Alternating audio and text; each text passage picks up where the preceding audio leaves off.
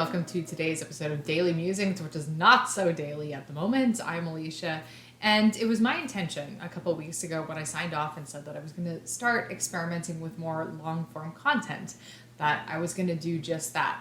But what actually ended up happening when I stopped doing daily videos and I freed up that basically blob of time in my week is I started hustling music. So I've been sitting on a finished album and a sort of in process finished music video, and I haven't really been doing anything with it. I've been thinking about a release, but I've been overwhelmed by the prospect of it. All the, seemingly endless amounts of tasks that are involved with putting out a release into the world. And I wanted to do it right because I've invested a lot of time and energy and money into creating this album of music.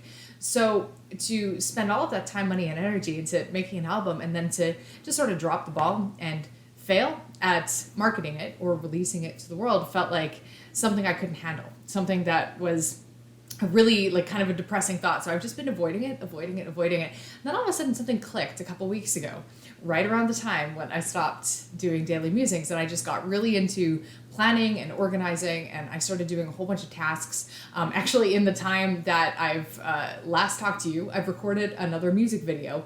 So a lot has been happening in that department. So what I wanted to talk about today in today's video is just some things that I've been doing to prepare for an album release. And I've got a list of 10 things. I mean, keep in mind that I am starting close to square zero. My band has released an album in the past.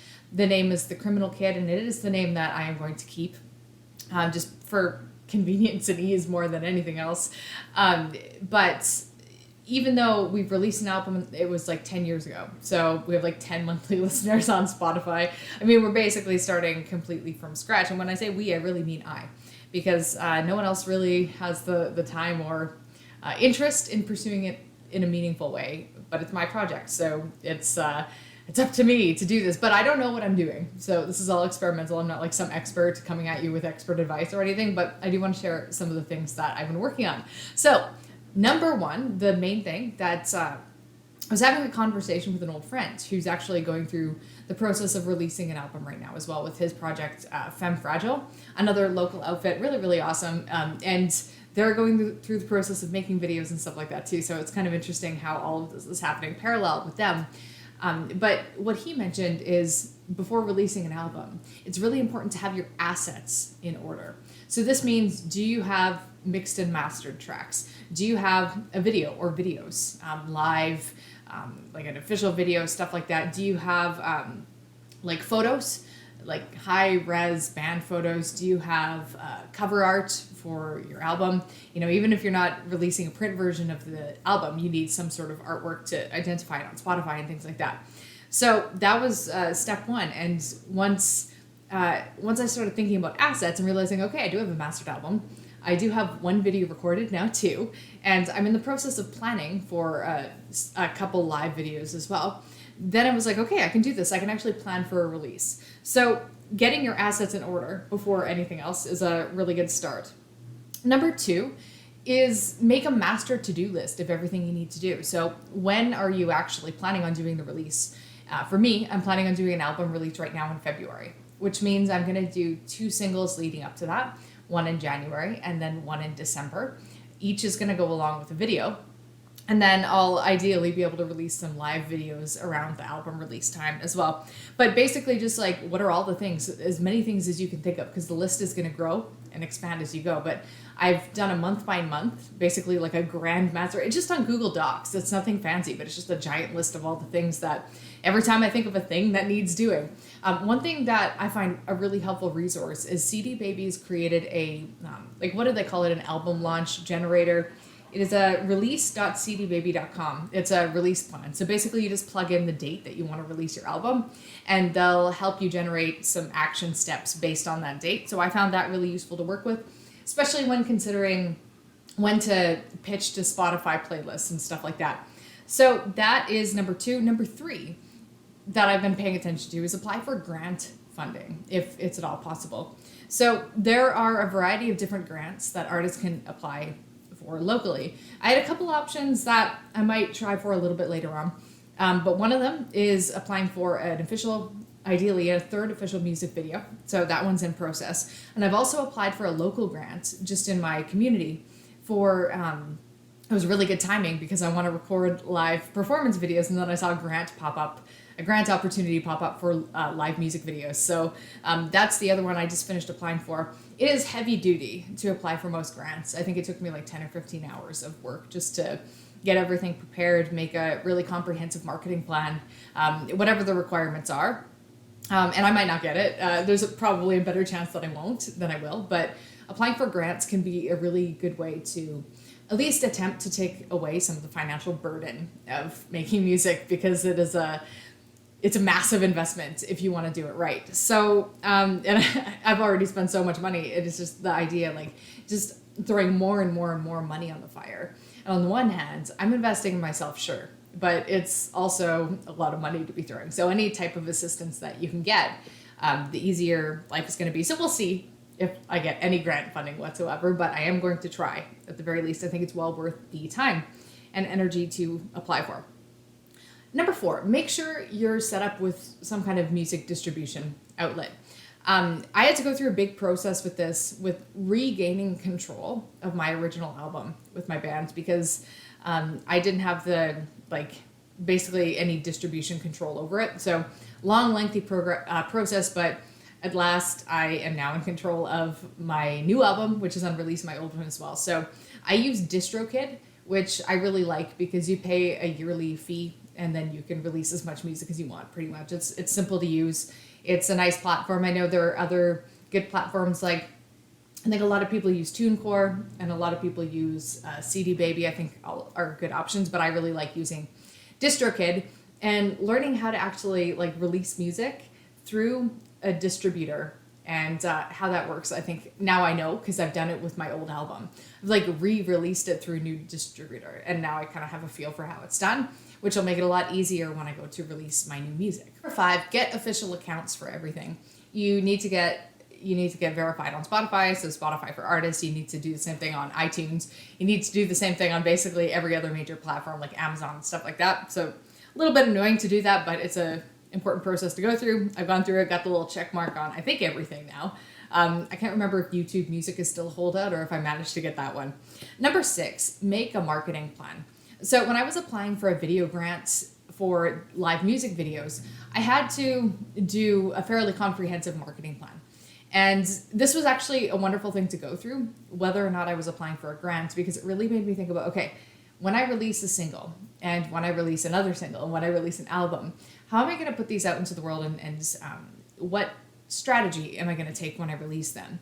Because it allowed me to hone in on a few key things that I'm going to be doing. So I'm going to be focusing on like Spotify playlists and just increasing viewership on that. I'm going to really be focusing on videos, with official videos, with live videos, with lyric videos, because video is already a platform that I'm quite comfortable with.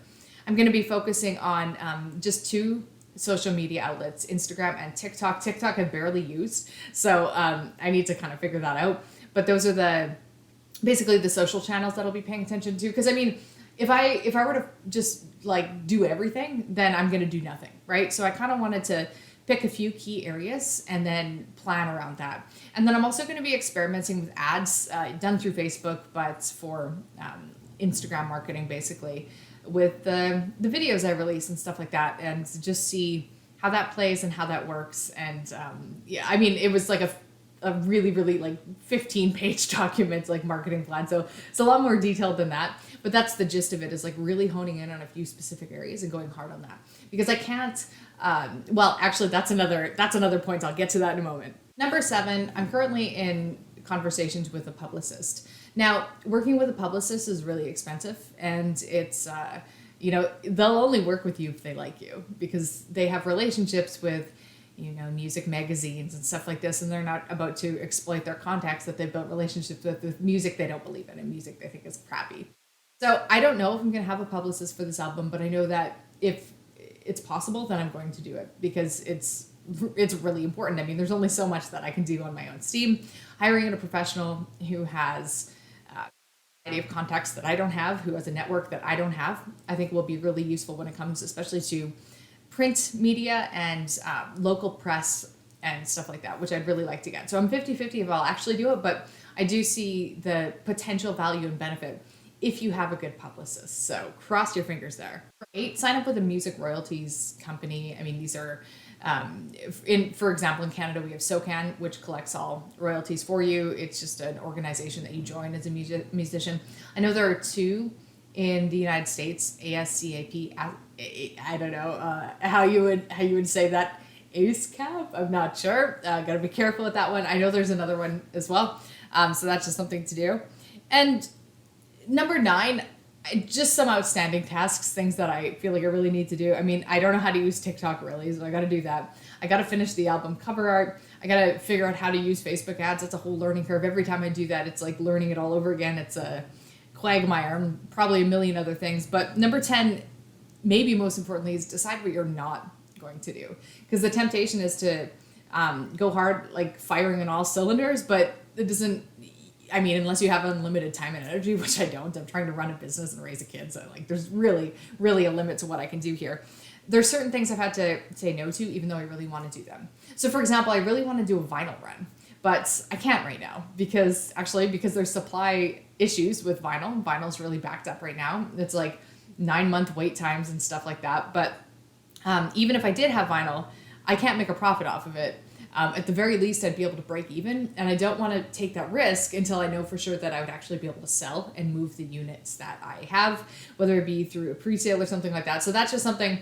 I really wanted a vinyl version of this album, but that's something that'll be like a long time from now, if ever. It just, I had to drop it. It would be unnecessary. I'm already spending money on other things. Can't do it on that too.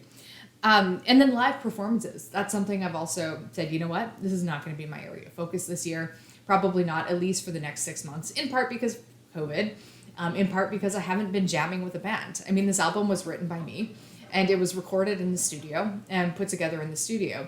As such, because it was COVID, you know, we haven't really been jamming, playing. I don't have regular bandmates anymore. So the amounts of energy and effort it would take to put that together, especially in an uncertain world where we're not sure if, you know, we'll actually be able to perform and tour when we want to, I've just dropped it. If I'm going to do any performances, it's going to be like a stripped down online thing for now, where it's really just me. I think that'll be the easiest, aside from doing a couple live videos. I have to drop that one, but that gives me a lot of focus on online distribution and other online channels as opposed to kind of real world stuff, which I have to sacrifice a little bit right now. So that's what I've been working on lately, just to keep you a little bit in the loop. I'm not sure when I'm going to do the next video. And I'm not sure what the next video is going to be about. Maybe it'll just continue being about music because that's 100% where my head's been at lately. And most of my spare time has been going towards working on this release and stuff like this. So I'll keep you posted. Thank you so much for watching as always, and I'll catch you in the next one.